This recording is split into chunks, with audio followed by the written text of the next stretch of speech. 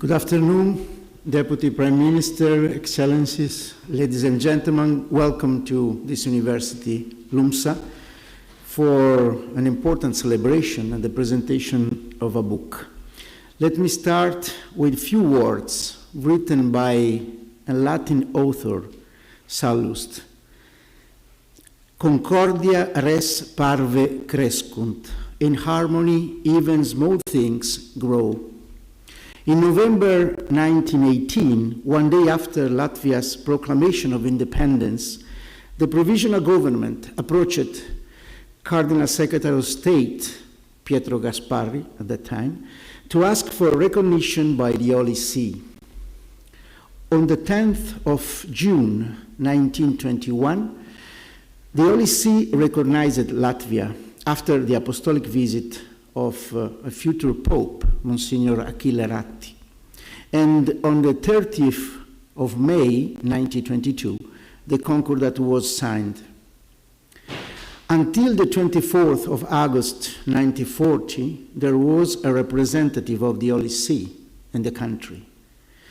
As early as 1948, the Latvian section of Vatican Radio was established, and the Holy See continued to follow the faith of the Latvians and the ecumenical vocation of the country, which was repeatedly stressed by St. John Paul II, who created Cardinal Julian Vaivods in 1983. In August 1991, the Holy See recognized Latvia's regained independence, and in August 1993, Pope John Paul II visited the country. In September 2018, 3 years ago, Pope Francis also visited Latvia, emphasizing its vocation to be a place of dialogue, encounter, and coexistence. The book, which the President gave to the Holy Father this morning, traces the history of relations between the Holy See and Latvia, also making use of documents for the historical archives of the Secretary of State. But first of all, I would now like to give the floor to the rector of LUMSA University, Professor Francesco Bonini, please.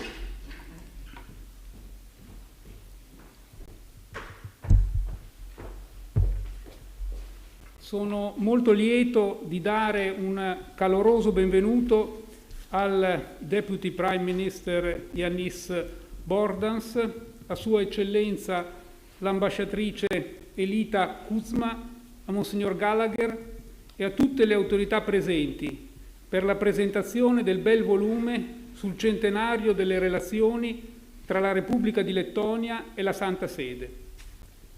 La nostra università ha recentemente festeggiato, inaugurando il precedente anno accademico con il Santo Padre, il proprio 80° anniversario.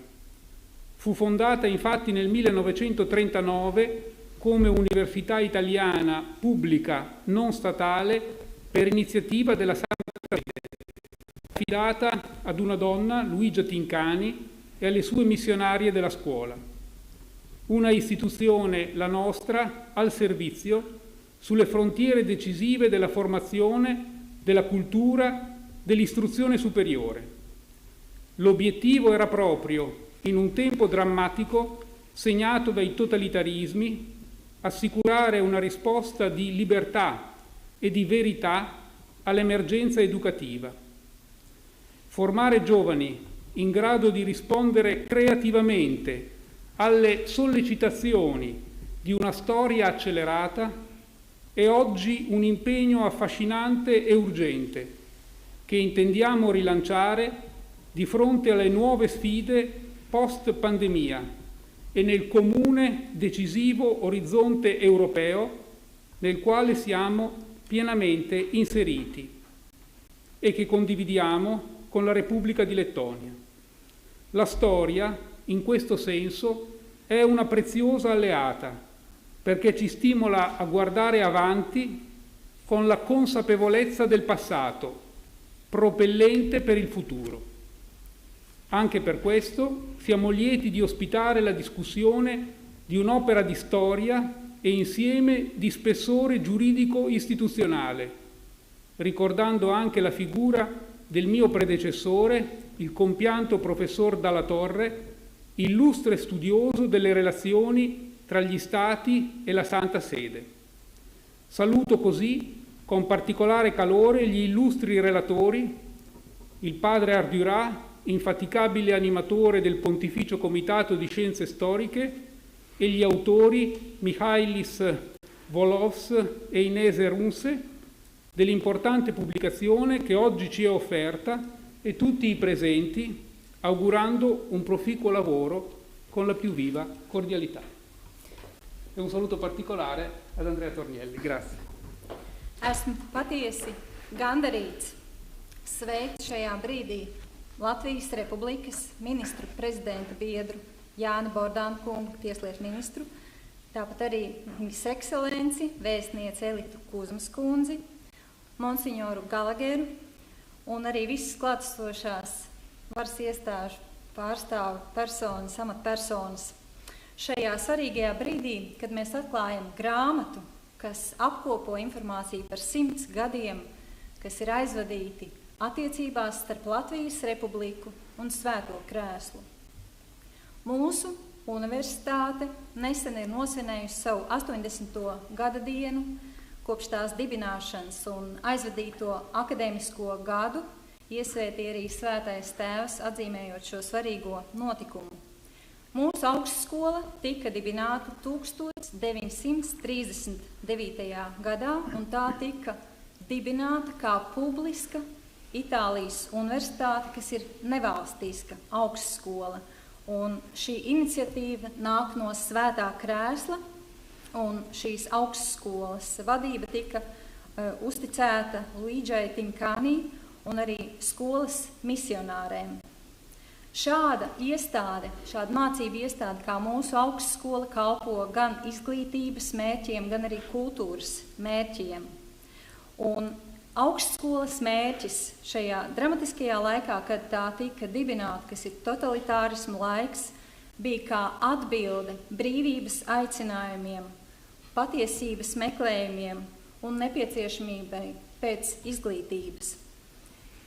Izglītot jauniešus, lai viņi spētu radoši atbildēt laikmeta ierosinājumiem un vēstures situācijai, ir svarīgs aicinājums, un tas ir būtisks arī mūsu dienās.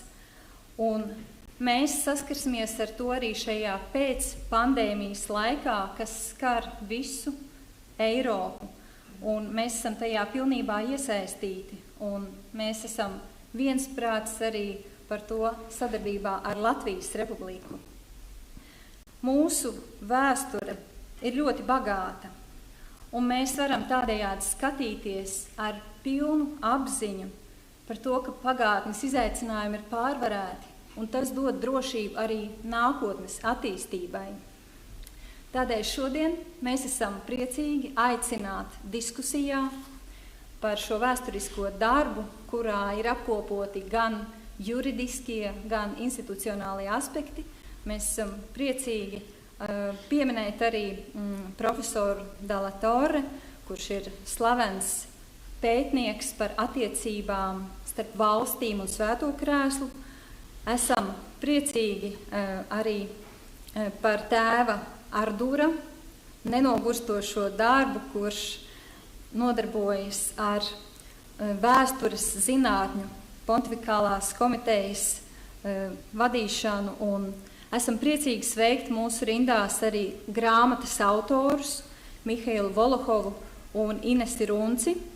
Šis ir nozīmīgs darbs, kas šodien tiek atvērts visu jūsu klātbūtnē, un es vēlos novēlēt jums auglīgu darbu un sūtu jums sirsnīgus sveicienus, un esmu patiesi priecīgs, ka mūsu moderators šodien ir Andrea Tornielli kungs. Paldies jums! Thank you, Professor Bonini. Thank you for receiving us in this place. And now the remark of the President of Latvia Republic, His Excellency Egils Levits, The speech will be delivered by the Deputy Prime Minister, Yanis Bordans. Please.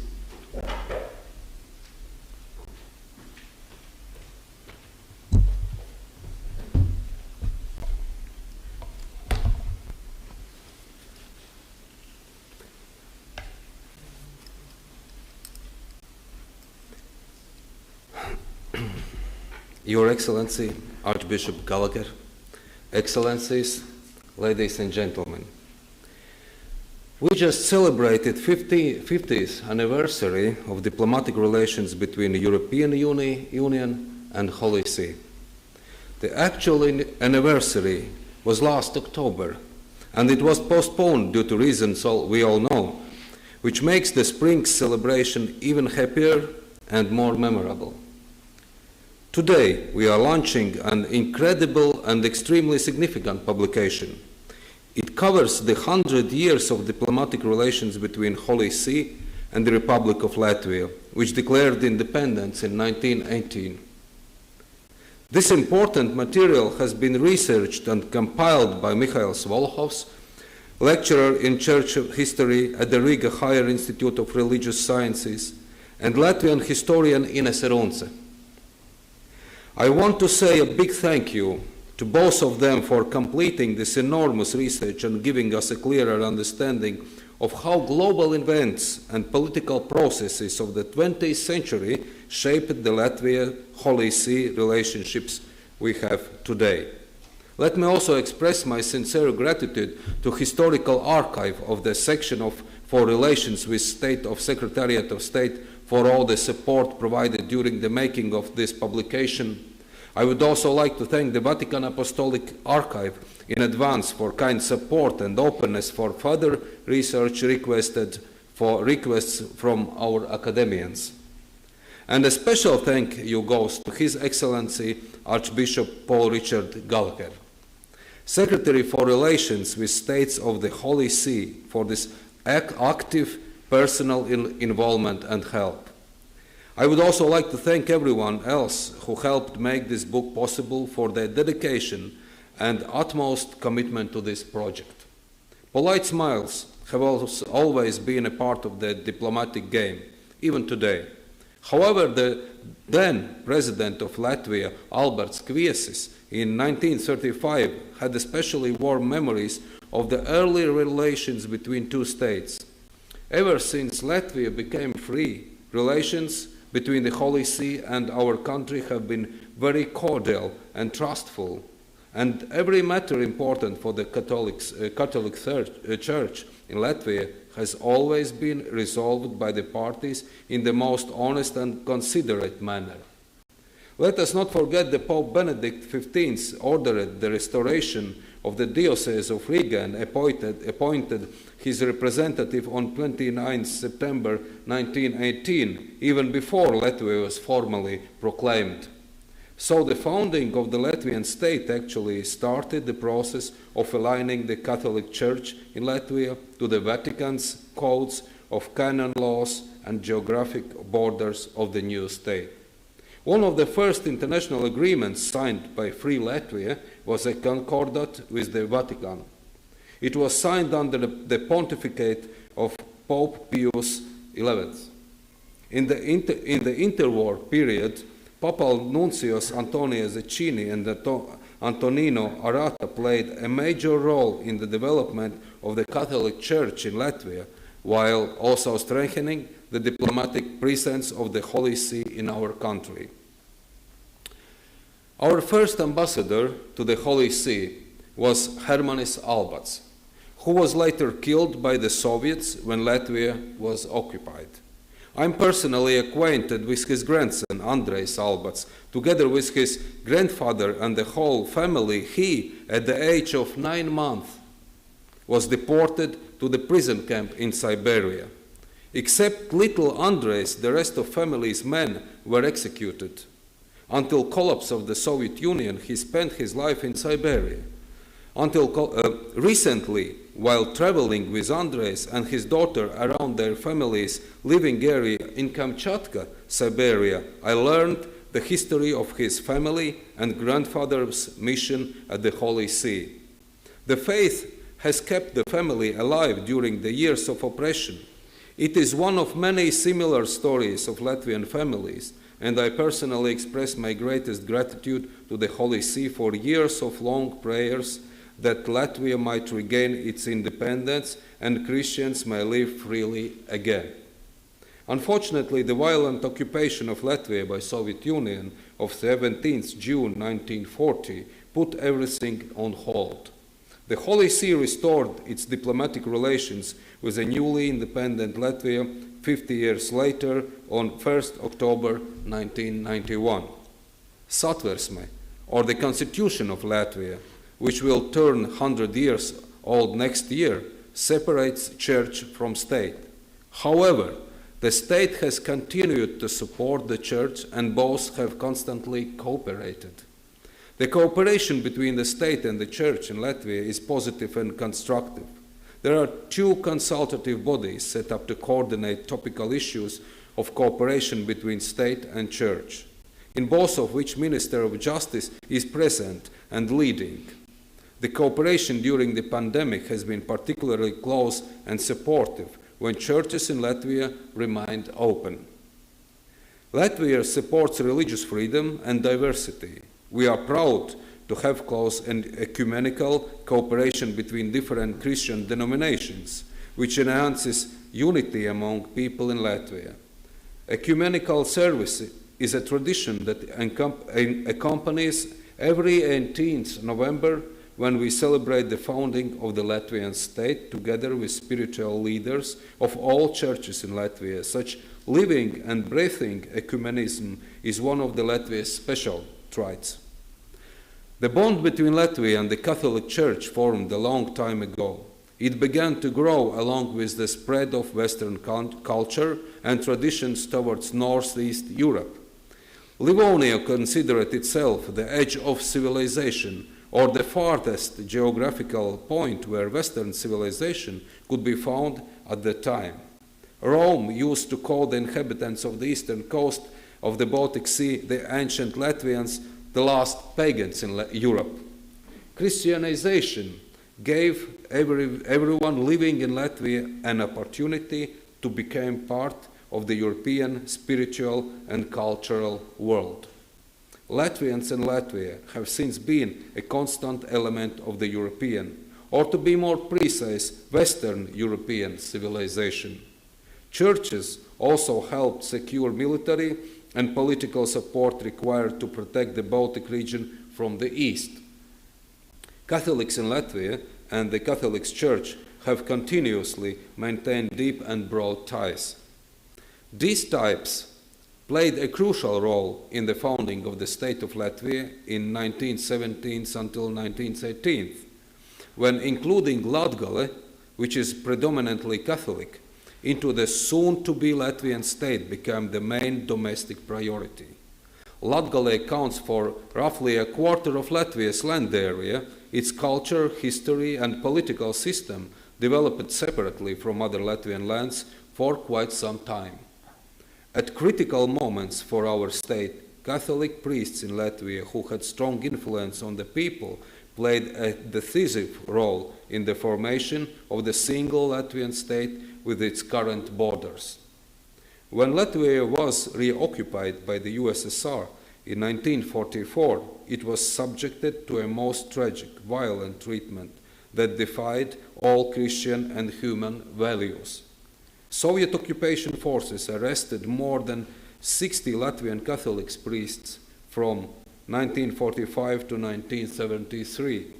Many of them were convinced, deported, or tortured. 14 of them died while in prison. Latvian archbishops of the Roman Curia were under constant control of the Soviet occupation authorities until 1990. Catholic leaders were forced to find a modus vivendi with Soviet power to survive. The Holy See refused to recognize the forceful incorporation of Latvia into the USSR in 1940 from the first day when power was seized.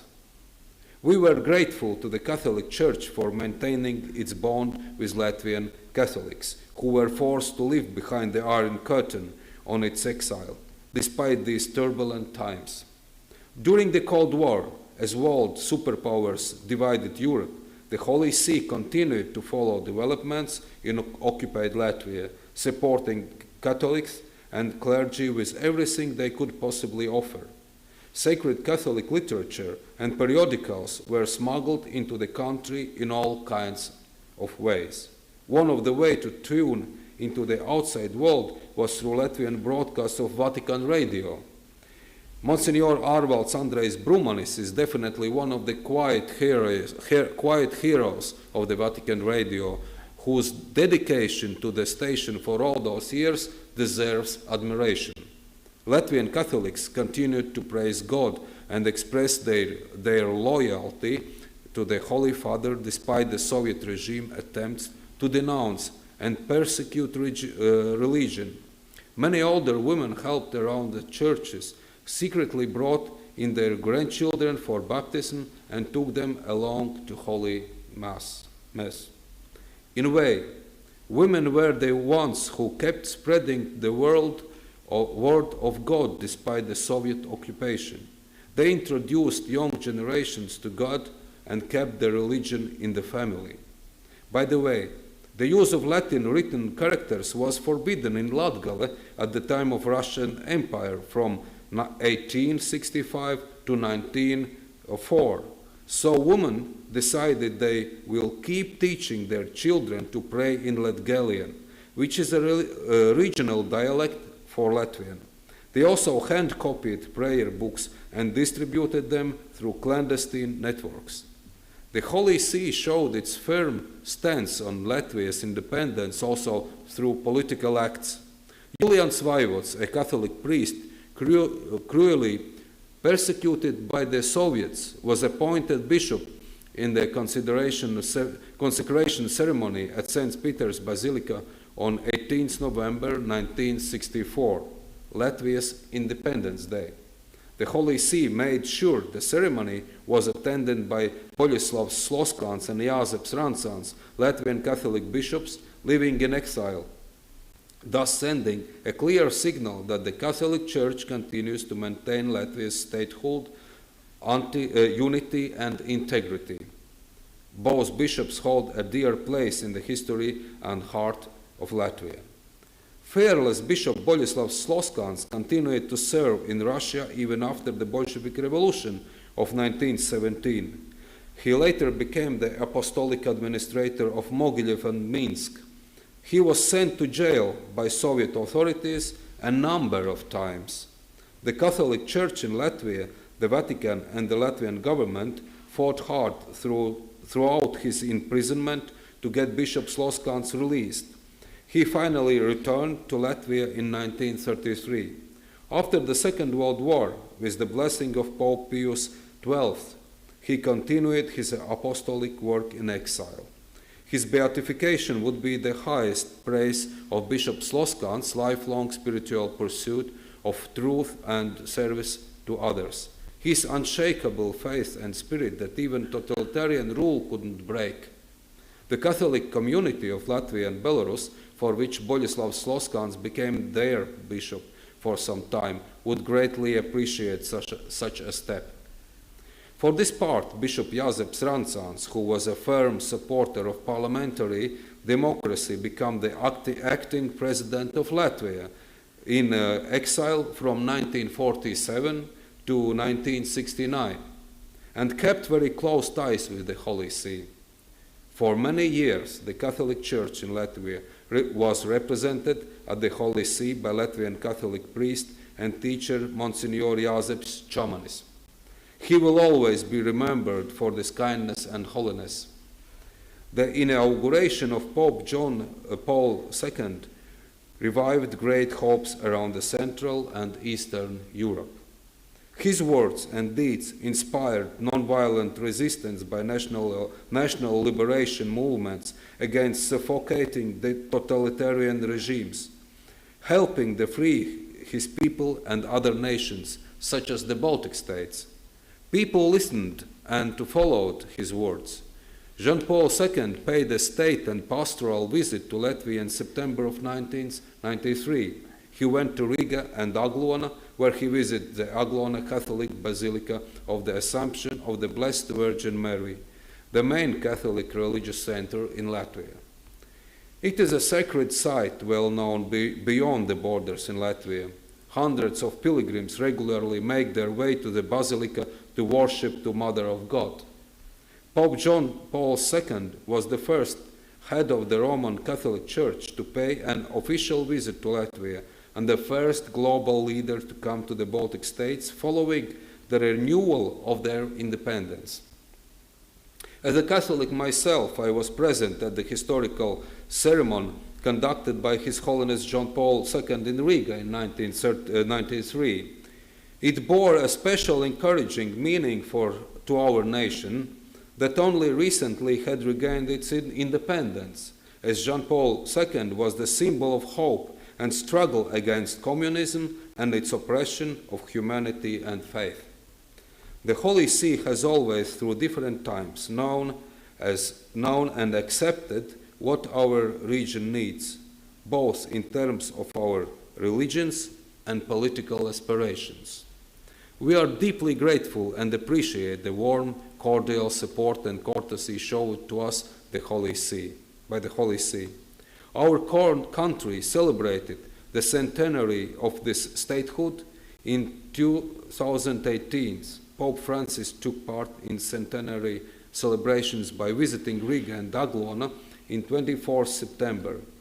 In his speech, Pope Francis focused on our shared responsibility for shaping a pro-life and procreative future.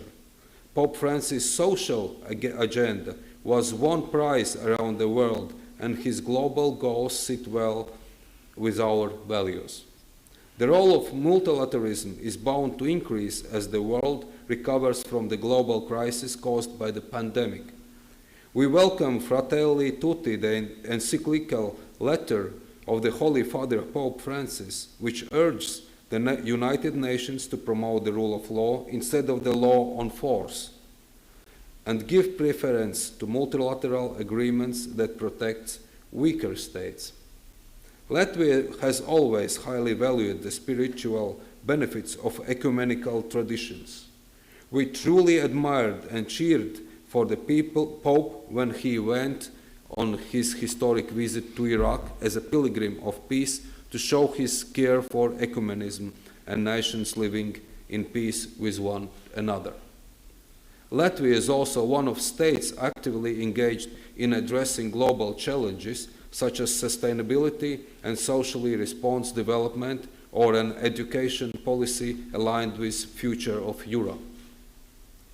We try to understand how digital transformation will affect society. We wish to find the best legal framework for Europe to enable more rapid uptake of the digital technologies emerging globally. Climate change is an area which Pope Francis takes great interest and the field in which Latvia is active. Latvia is a green country, a country which still offers some balance of the rational and poetic in the way it treats nature and all things living.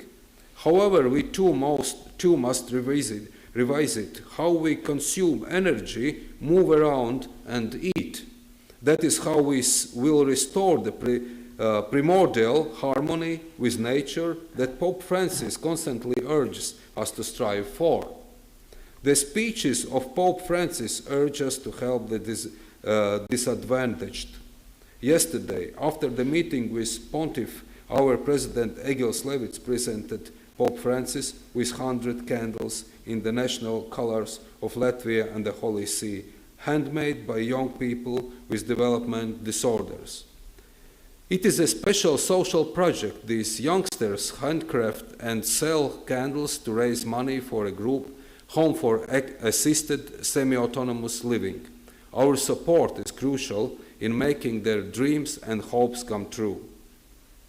Dear ladies and gentlemen, we all relate to Pope Francis' pleas to revive Europe's conscience and contribute to a society that fosters dignity in relations between humans and states, nature and man. It is possible to create such a relationship. 100 years of successful diplomatic cooperation between Latvia and the Holy See is a perfect example. It has left a lasting impact on European diplomacy in the 20th century. It has enriched us, showed us how to build a new society. It has opened new horizons and been a blessing. Once again, thank you to all the writers and supporters who made the publication possible. Thank you. Thank you. Thank you, Deputy Prime Minister, for your speech. And now is the moment, the time for His Excellency Archbishop Paul Richard Gallagher, Secretary for Relations with States of the Holy See, the Foreign Minister of the Holy See, that has also the responsibility of the archive of the relations with state, and this book is one of the fruit of this archive. Please, Excellency.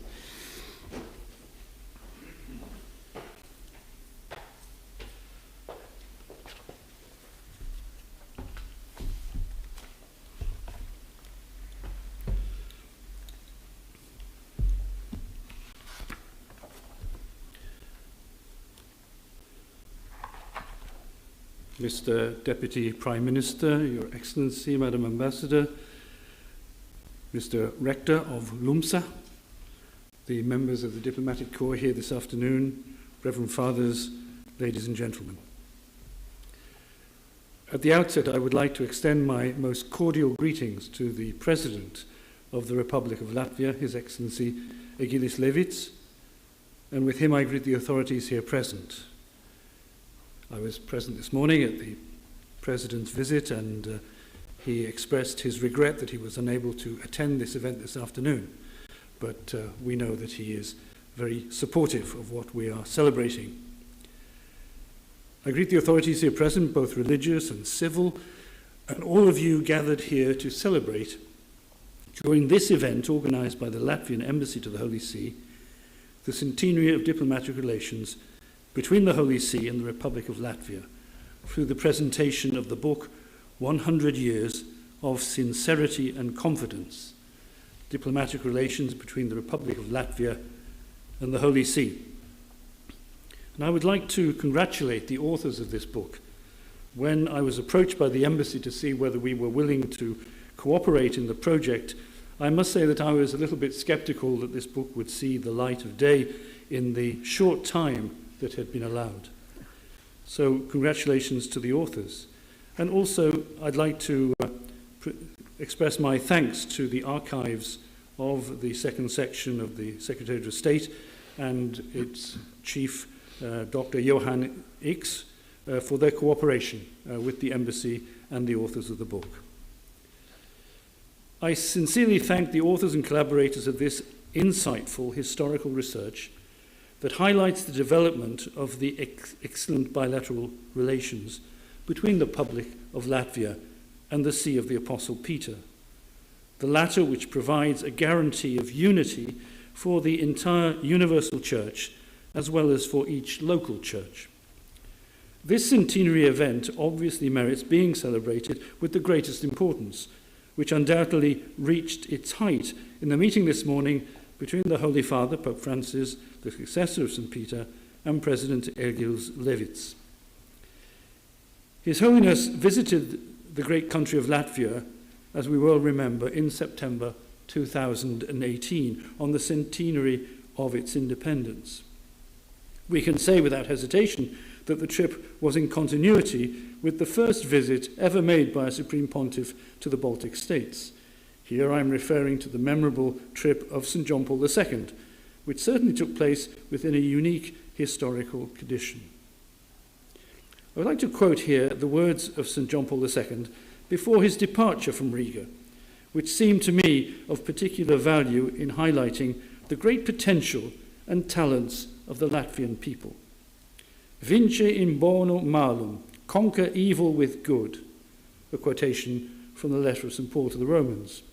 This was the advice which, inspired by heaven, the Apostle Paul gave to the early Christians of Rome, it is certainly timely and especially relevant today for the daughters and sons of Latvia, called to redeem themselves from their distressing negative experiences, military and political occupation, deportation, forced silence about God and its ensuing consequences, with an overwhelming wave of good. On the level of personal life, the convinced practice of virtues should be accompanied by renewed sensitivity to the values of the Spirit and the exercise of genuine freedom geared to positive choices. In the context of the family, restored to its dignity as the first cell of society, the harmonious desire to serve and mutually respect all its members will be a sure guarantee that love and life will grow within it.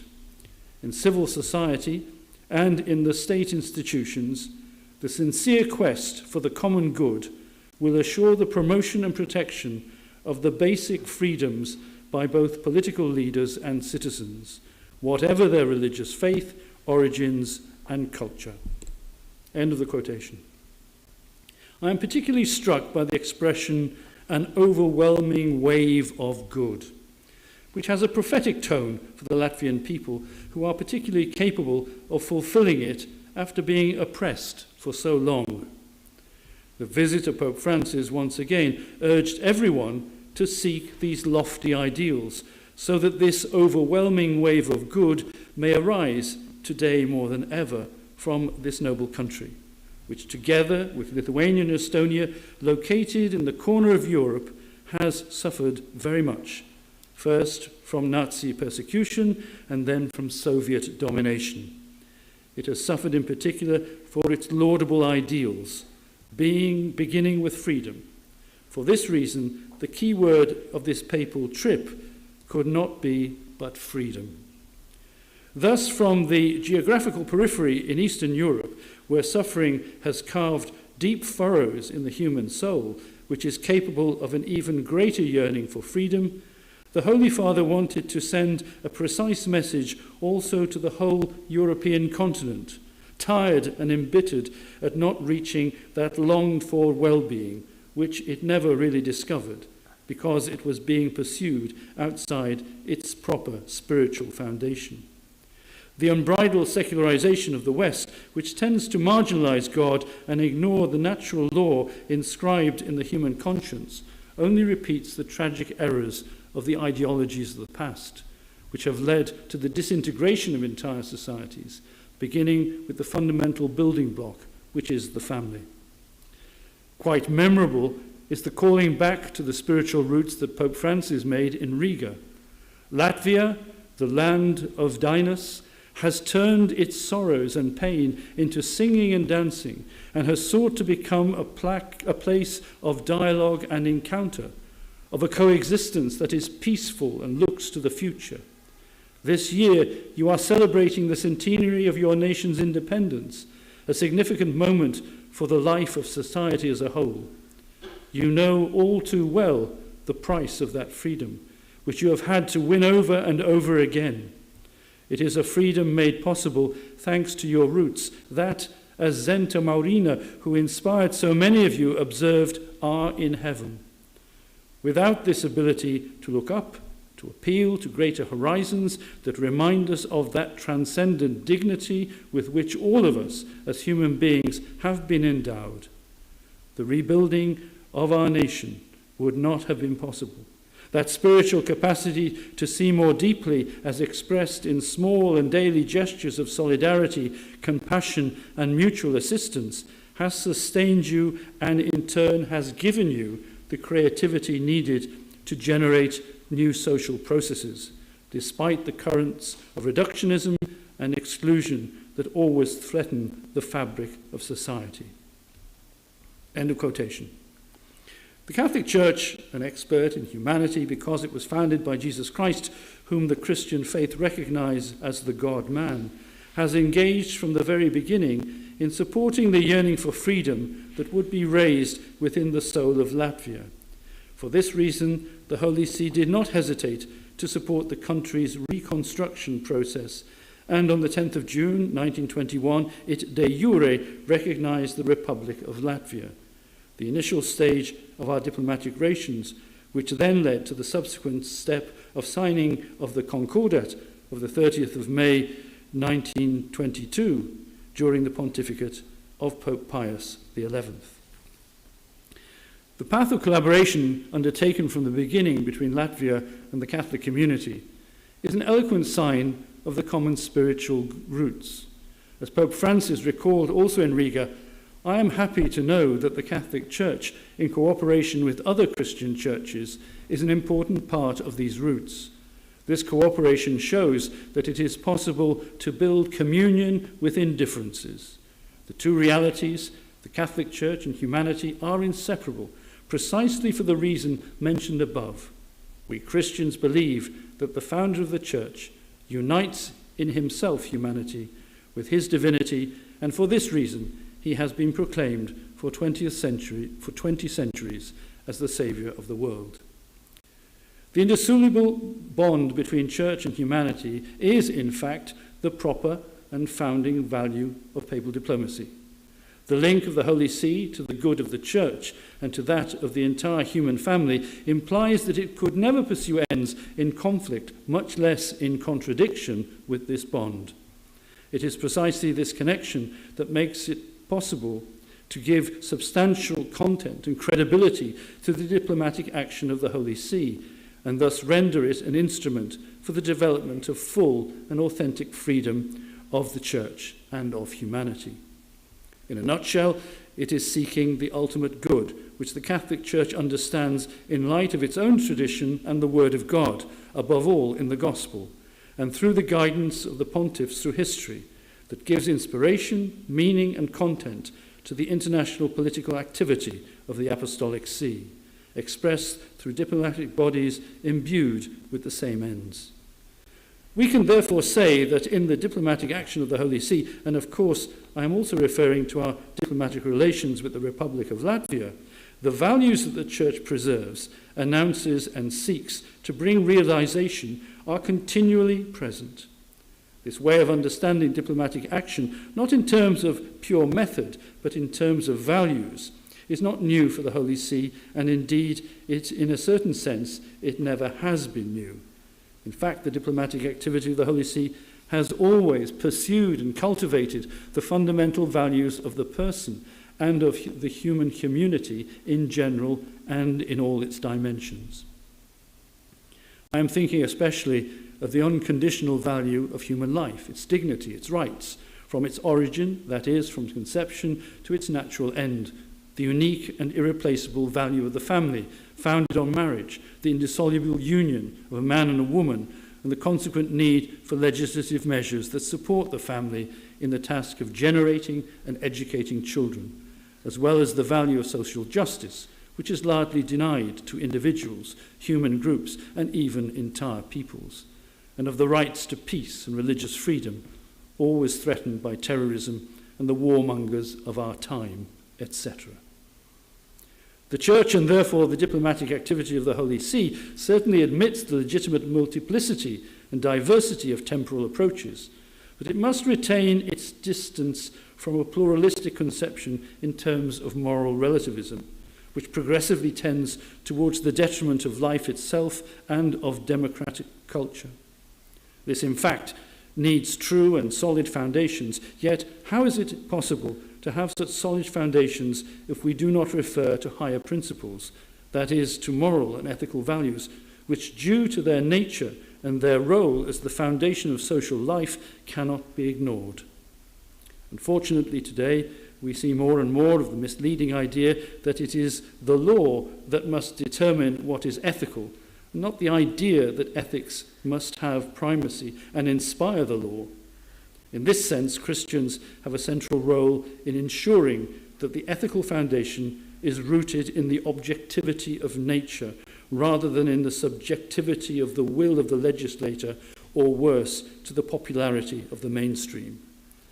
In this sense, the Holy See will never cease, especially in its diplomatic activity, from supporting the local churches in making their voices heard in defense of the Christian view of man. This Christian anthropology has shown over the centuries to be much more dynamic and in line with reality than with other visions of man, which are often detached from fundamental ethical values, often conditioned only by the passing trends of the moment and therefore short-sighted, lacking a future. Here I allow myself to recall once again the words of the great writer Zento Maurina, "My roots are in heaven." If we do not have an ethical sky above us, a transcendent point of reference, if the values to protect the transcendent dignity, an integral part of the human being, are not cultivated, as Pope Francis reminds us, no real construction or reconstruction of human civilization will be possible. Latvia was reborn thanks to this effort to cling to a sky, to a higher dignity, strong in a culture permeated by the Christian faith. How many hearts have used the two wings of reason and faith to elevate themselves and look beyond? By contemplating the truth, they have reached the new horizon of freedom. A nation overlooking the sea has the privilege of being able to have before it, even horizontally, a boundless horizon, which reminds it to put out into the deep in the pursuit of great ideals. These very ideals are etched into the gospel. As Pope Francis recalled in Riga, if the music of the gospel ceases to sound in our homes, our public squares, our workplaces, our political and financial life, then we will no longer hear the strains that challenge us to defend the dignity of every man and woman, whatever his or her origin. We will become caught up in what is mine, neglecting what is ours, our common home, which is also our common responsibility. End of the quotation. We must not forget that many agnostics and non-believers have also described as miracles those events that happened in the early 90s of the last century in countries once oppressed by Soviet militant atheism. The fall of the Berlin Wall was a historical event of extraordinary significance that took place, not surprisingly, during the pontificate of the first Slavic pope in history, who believed and proclaimed from the beginning that such a miracle was possible. How good it is for us to remember this past, even for us Westerners, who are always tempted to allow these wonderful pages of history to fall into oblivion. The Holy See is profoundly grateful to divine providence for the path that the people of Latvia have made towards freedom and independence, and hopes that the civil and political authorities will never cease to pursue the common good, seeking to multiply their efforts to protect human dignity, including the transcendent dimension. I would also like to express a word of particular gratitude for the respect and esteem that Latvia has towards the Catholic Church, and the attention that the civil authorities have shown and continue to show towards it and towards the Apostolic See. Our bilateral relations are marked by this mutual respect and must continue with sincerity and confidence, as the beautiful title of our meeting expresses. I was able to experience personally these cordial relations also during my trip to Latvia, made at the beginning of last year, which was actually my last trip abroad before the onset of the pandemic. For the warm welcome received, I renew once again my heartfelt gratitude. Dear friends, ladies and gentlemen, the current health emergency shows us how urgent and necessary it is to develop the path of brotherhood, hoped for by the Holy Father from the first day of his pontificate, and strongly proclaimed by the recent encyclical Fratelli Tutti. In this regard, I am very pleased to learn that through the good offices of the Embassy, the document will be translated into the Latvian language, and sincere thank you for this. I am sure the enlightening words of His Holiness will find a warm welcome in the land of Mary. What a beautiful definition for the Latvian homeland, where a special place must always be reserved for women and mothers, because only with their contribution will authentic fraternity be possible. And I thank you for your kind attention.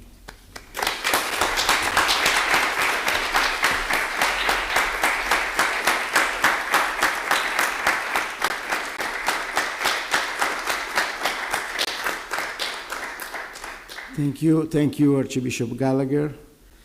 And now it's the moment to enter more into the contents of the book.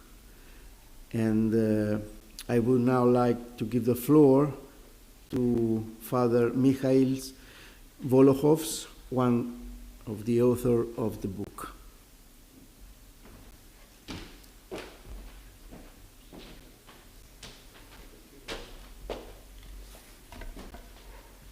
Minister Kungs, Excellencies, distinguished guests, ladies and gentlemen, dear friends. It is my pleasure to introduce you to the book we are opening today, 100 Years of Sincerity and Confidence, Diplomatic Relations between the Republic of Latvia and the Holy See. This edition is a result of a very fruitful collaboration between different institutions and researchers. And I would like to stress that it's not only a scientific research of Dr. Ines Arunce and myself. It includes two other parts, a collection of relevant historic documents as well as illustrations.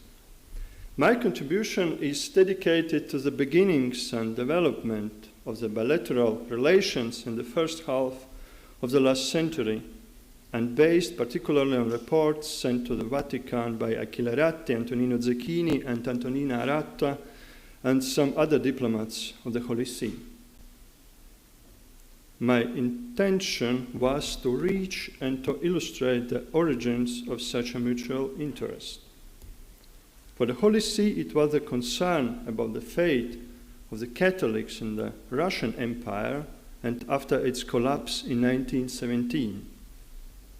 On June 23, 1918, the cardinals of the Sacred Congregation for Extraordinary Ecclesiastical Affairs reiterated that the time had come and that the question of rebuilding the diocese was urgent not only to strengthen the prestige of the Catholic Church in the Baltic region, but first and foremost, and I quote here Cardinal Gaetano Del Lai, Secretary of the Sacred Consistorial Congregation, to counterbalance the spread of liberal principles that inspired the leaders of the national movements. One of the episcopal seats to be reestablished was Riga, commonly seen as a center of the Baltic provinces and the new strategic node in the northeast of Europe, and also an outpost to reach the Bolshevik Russia. On September 22, 1918, 2 months before the independence of Latvia was proclaimed, the Diocese of Riga was newly founded by Pope Benedict XV, and on September 29, Count Edward O'Rourke was appointed its first bishop. The idea of formalization of the relations with the Holy See in these years was expressed by some political movements in Latgale, the oriental and mostly Catholic region of Latvia. So, on November 19, 1918, the very next day after the proclamation of the independence of the Republic of Latvia, its first Minister of the Foreign Affairs, Siegfried Zanna-Merovitz, addressed the Cardinal Secretary of State, Pietro Gaspari, asking the Holy See to recognize the provisional government of Latvia.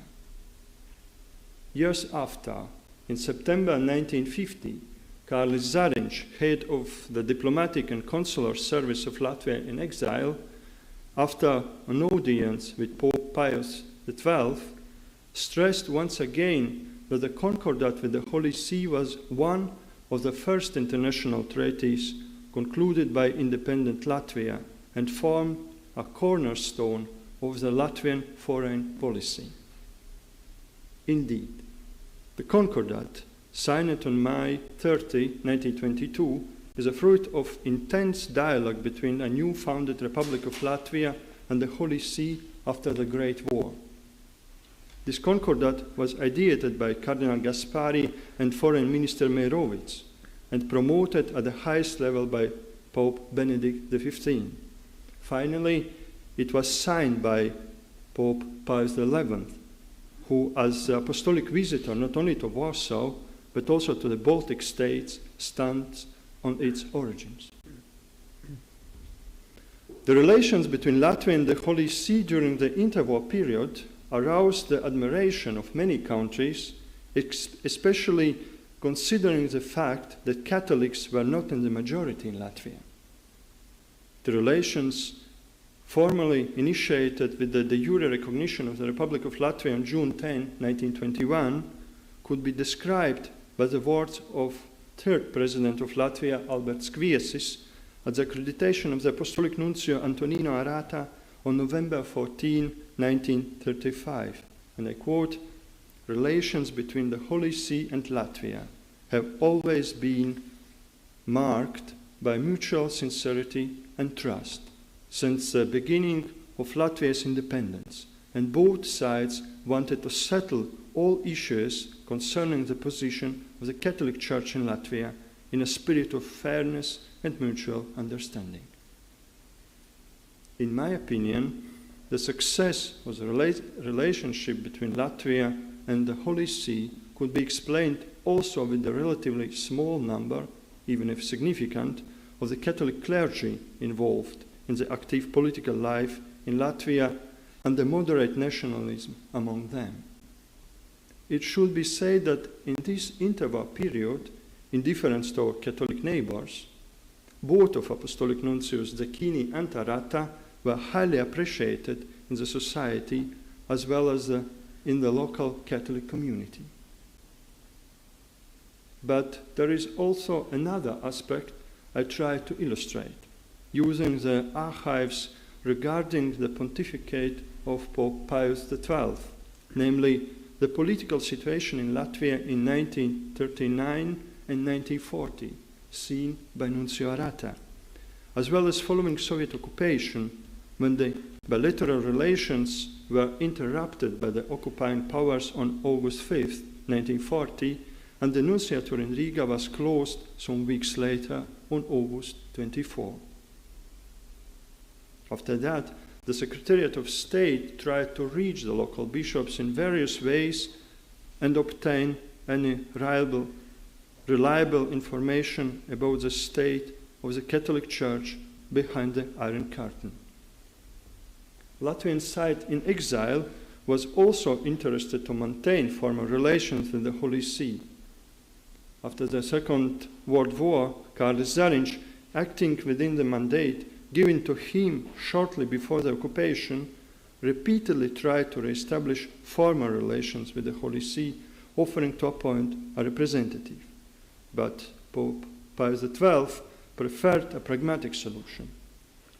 On the one hand, never recognizing the incorporation of Latvia into the Soviet Union, and on the other hand, not wanting to worsen the position of the Catholic Church in occupied Latvia.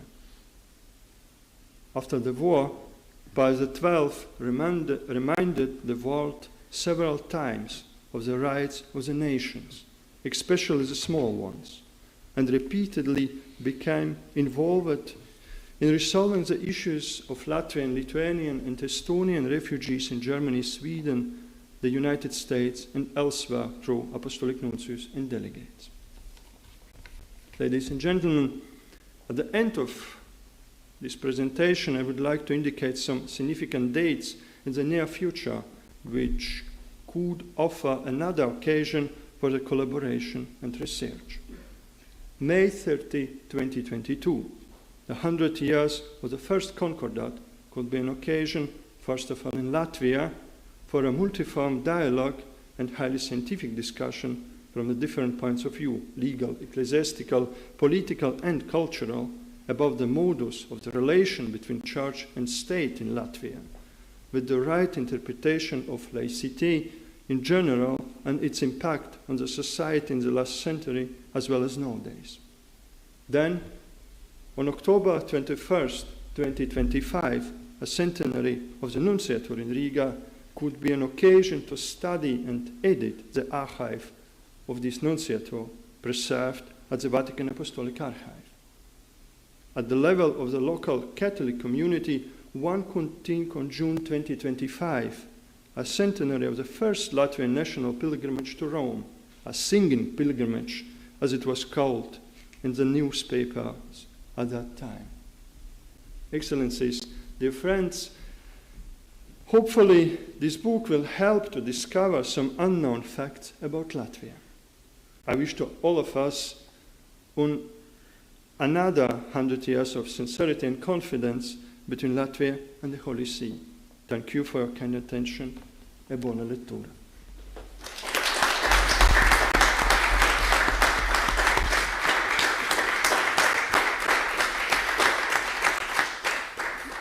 Thank you, Father Volhops. And now let me introduce Dr. Inese Runce, the other author of the book that we are presenting today.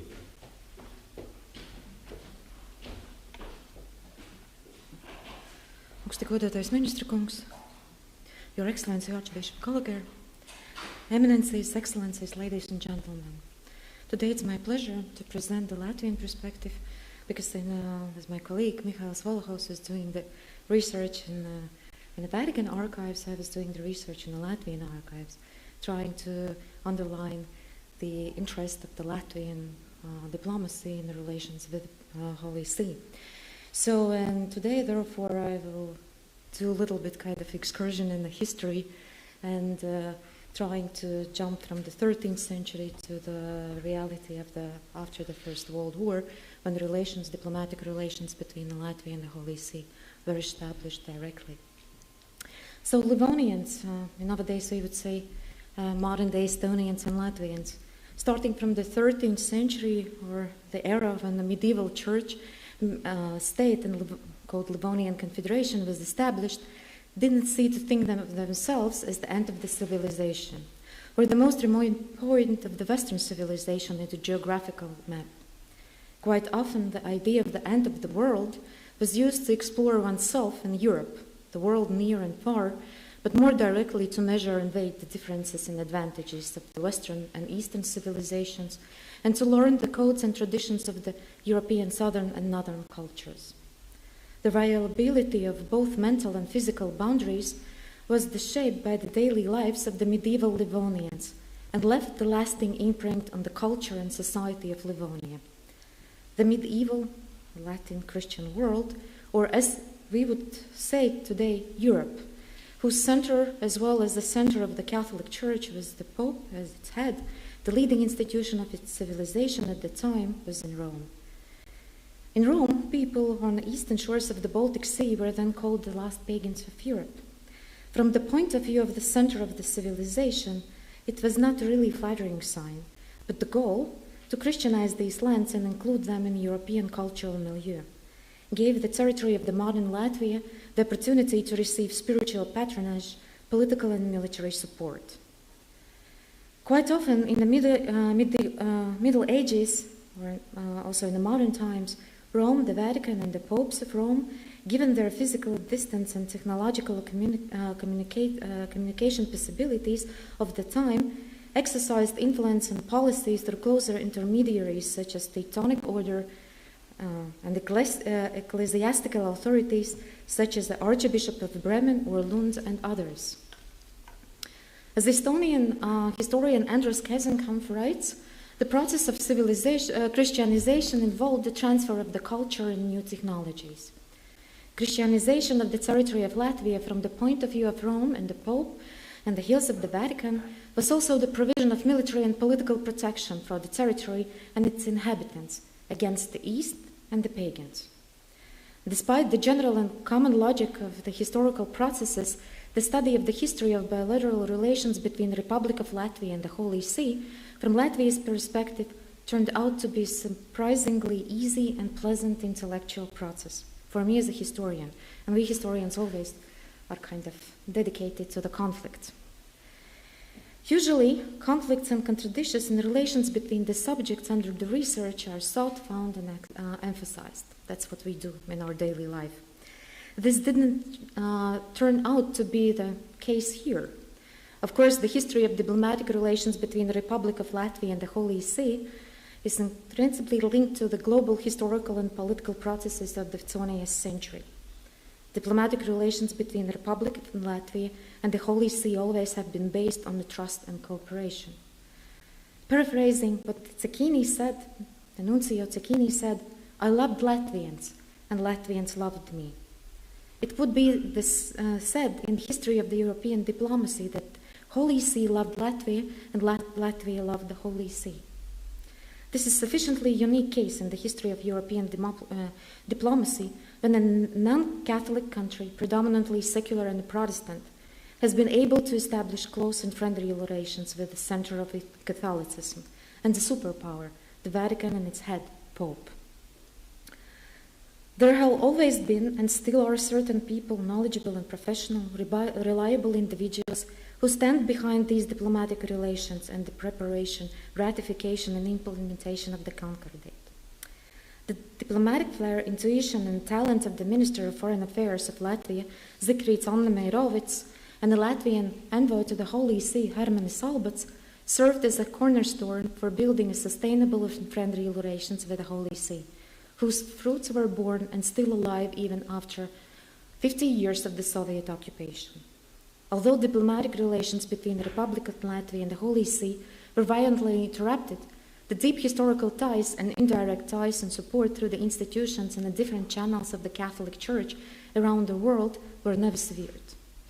One of the most valuable examples of these links was the Latvian edition of Vatican Radio, which reported not only general information about the Church and the Pope, but also about the life of the Catholic community in exile and the Church position in occupied Latvia.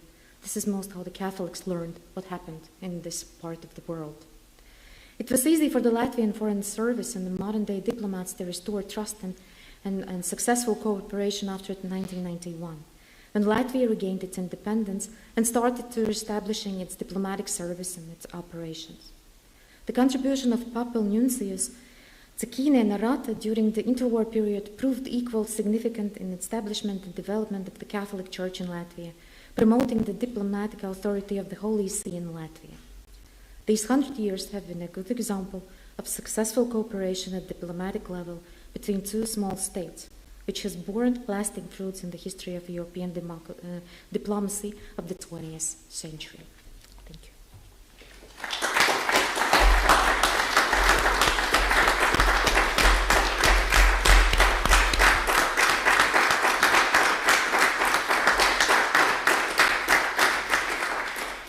Thank you, Dr. Runze. And we are at the end of our meeting, of this presentation. Let me introduce Most Reverend Father Bernard Ardura, President of the Pontifical Committee of Historical Sciences.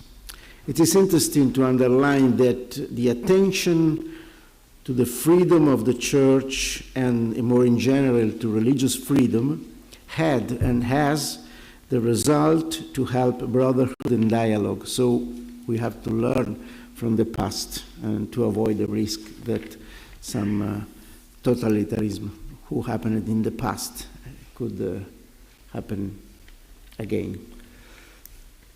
Mr. Deputy Prime Minister, Your Excellencies, distinguished guests, this afternoon we have had the pleasure of celebrating 100 years of diplomatic relations between Latvia and the Holy See.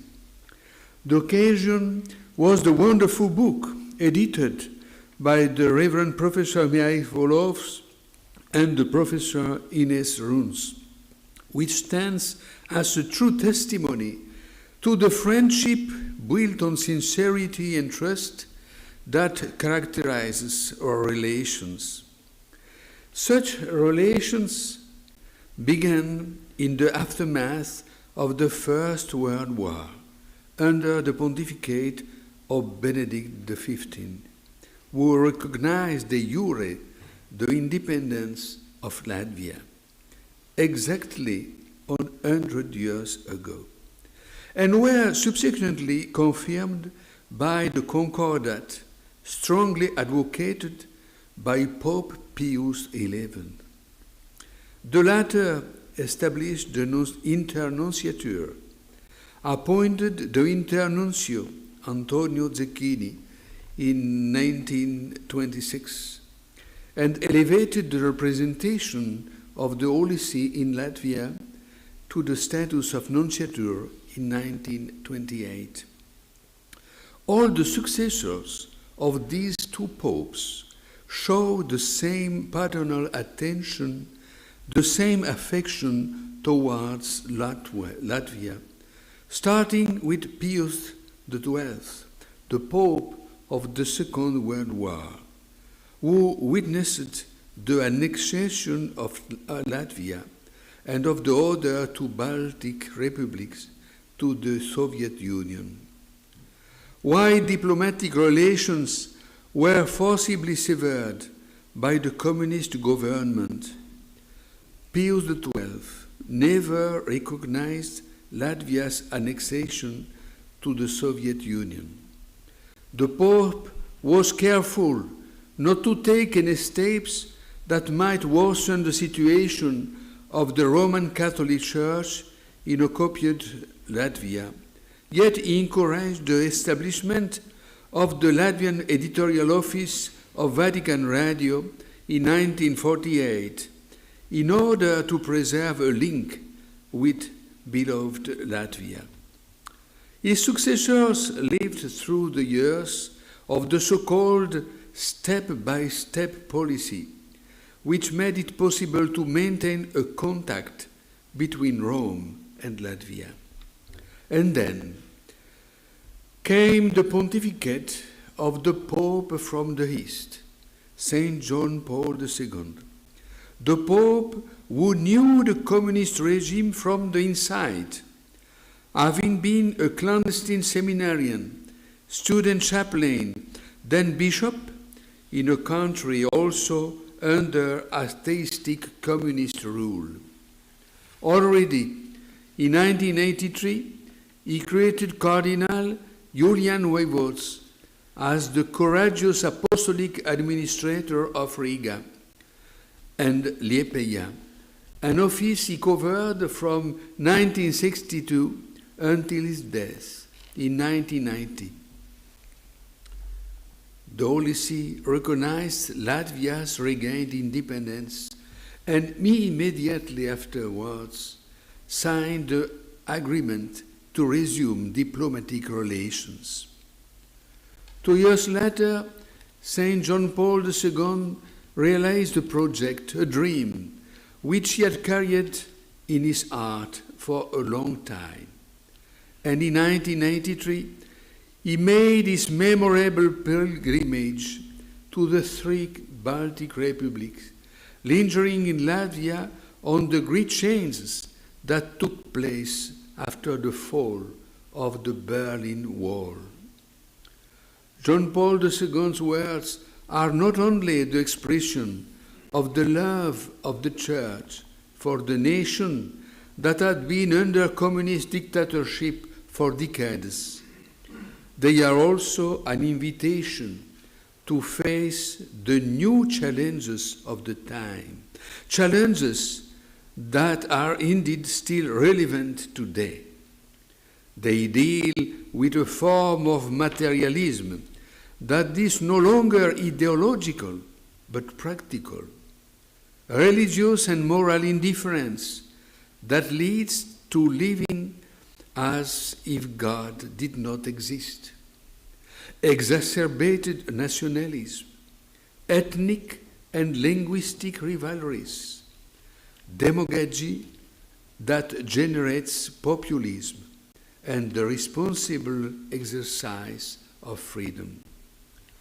I am convinced that the important events of recent years in Europe in general, and in Central and Eastern Europe in particular, have opened up new paths for the Church. In a delicate and difficult time of change in society, unexpected possibilities are now open to the community of believers.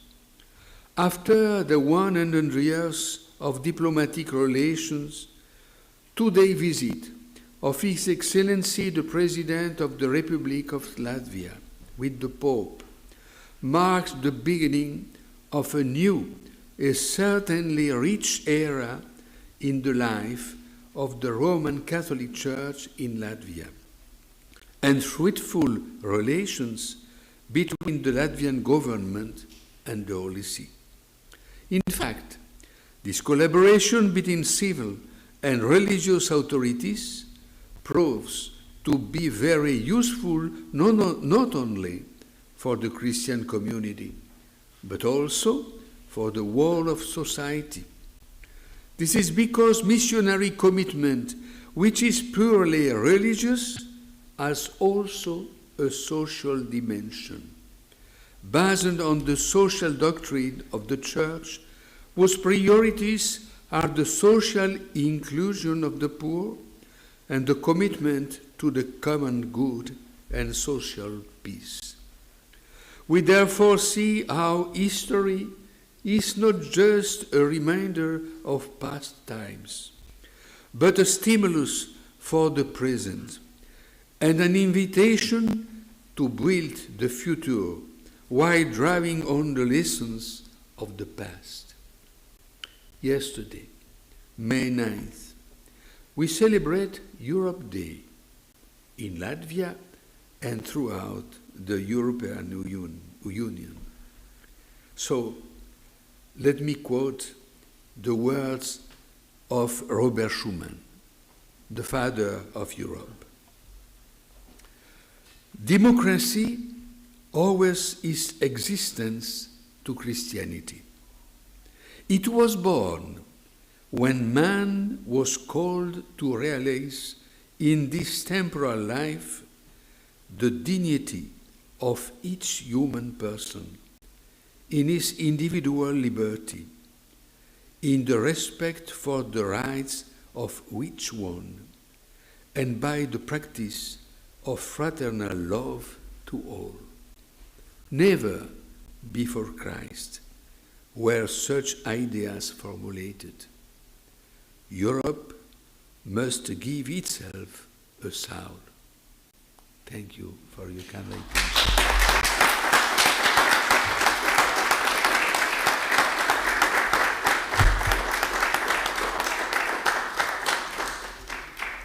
Thank you, Father Ardura.